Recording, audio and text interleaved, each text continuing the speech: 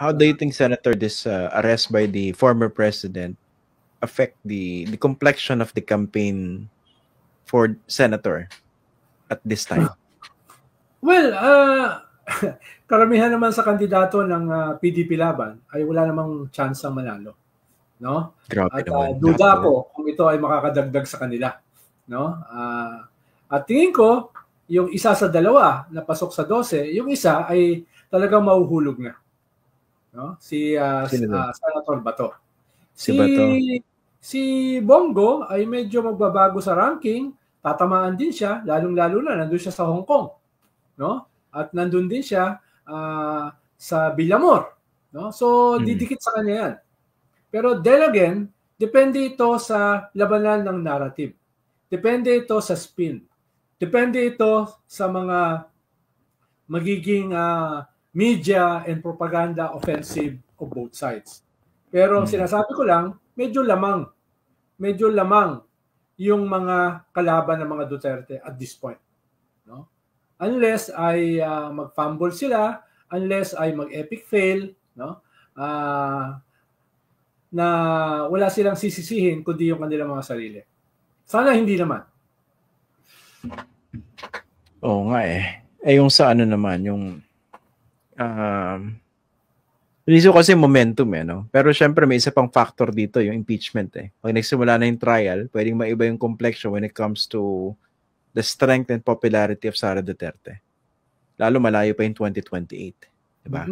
Kasi itong pagkaka-aresto kay Sara Duterte, isa kayo sa mga talagang nagbabanggit ito madalas, Senator, ito yung pinakamalaking Damocles sword sa ulo ng mga Duterte, no? Yung talagang pinakamalaking blade na kumikis-kis na sa bunbunan. Pero nandun pa yung impeachment, no? Ayun nga, at yung mga criminal cases na nagsisimula ng isang pa. No, what do you think? Kaya nga, sapat na ba to kill her chances to be the next president sa 2028 or kailangan pa talaga impeachment trial? Tingin ko all of the above. Kailangan gawin lahat ito, no? Kailangan isagad ito. Kung hindi, baka makawala pa, no? Baka lalo na ay sanay ang mga Duterte na baliktarin o itaob ang lamesa, no? Baka magamit pa rin nila ito. Lalo na kung in a vacuum yung mga kalaban nila ay hindi ito gagamitin. No? How should the Marcos administration deal with a possible increase in destabilization efforts? Tingin ko at this point ay kaya naman nilang supilin yan dahil yung military ay hindi naman susuporta sa clearly, overtly tuta ng mga Chinese. Kaya medyo uphill yung mga nagpaplano, at least yung within the military, na maglunsad ng destabilization. No? Yung mga ibang puwersa na kaya mag-mobilize ng malaki, ay yun ay baka hindi mapigilan. No? Hindi mapigilan.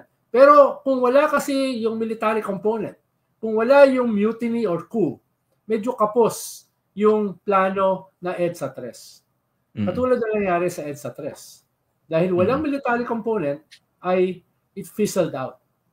Kailangan lagi military component no? Yung meron mag-withdraw. The coercive arm of the state. The one who has the monopoly on the legitimate use of force. Ang tawag dyan. No? Kung yung chain of command ay mananatili in support of the constitutionally mandated government, baka mahirapan. Unless yung gobyerno ay gagawa ng sobrang laking pagkakamali na hindi nila ma-pin down yung mga Duterte kahit katulad last year ay nasa isang corner na. Nakita kasi natin, nasa corner na yung mga Duterte, nakabawi pa. Diba? So sana hindi na uli mangyari yan. So go for the jugular. At magayos ang gobyerno. No? Magayos sila. No? Takpan nila yung kanilang mga vulnerabilities. Hindi yung tatakpan na pipinturahan. Gumawa sila ng ng maayos reforma. Di ba? Halimbawa, magkaroon ng cabinet revamp. Yung mga walang kwentang cabinet secretary, no? Palta na. No? yung mga natutulog sa kangkungan, no, na Secretary of Labor na hindi naman nire-represent yung labor, no, hindi mo naririnig kung ano yung kanyang sinasabi para sa manggagawa, palitan na. Yung Secretary of Agriculture, no, na napaka-negatibo nung growth rate. Wala nang growth sa ating agrikultura, binabatak yung overall growth rate ng bansa at patuloy na mataas yung presyo ng pagkain, lalo na ng bigas. Dapat kung hindi ka magbabago, hindi ka mag-i-scale up, dapat palitan ka na rin. So yung mga ganyan ba, palitan na, revamp. Ikalawa, gawin yung mga reforma. Yung nakabinbin na 200 peso wage increase sa Kongreso, aprobahan na. Approve na yung second reading Final reading na lang Diba? Tapusin na yan. No? So maraming mga pwedeng gawin. Yung iba, low-hanging fruits. Yung iba, mga kayang gawin immediately in terms of legislation. No? Yung iba ay umami na sa kanilang mga nagawang pagkakamali.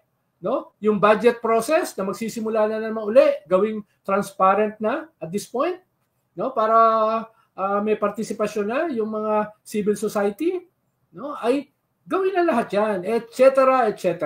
So hindi lang pwede na yung mga Duterte ay nagsisimulang madurog. Hindi lang pwede na yung mga Duterte ay nakasandal sa pader. Dapat meron din gawin, ang tawag nila, whole of government approach. No? Para mabago yung mga 63% na self-rated poverty. Diba? Para mabago naman yan.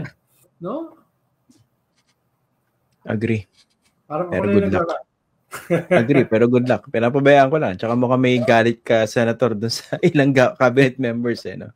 Pero sa akin ko talagang seryoso, and I don't think they're serious, i-reforma yung budget, but I don't think that would happen. Maraming tatamaan dyan. Sana yung anong sinasabi nila? Supplementary budget o special session. No? Etc. Mga ganun ba?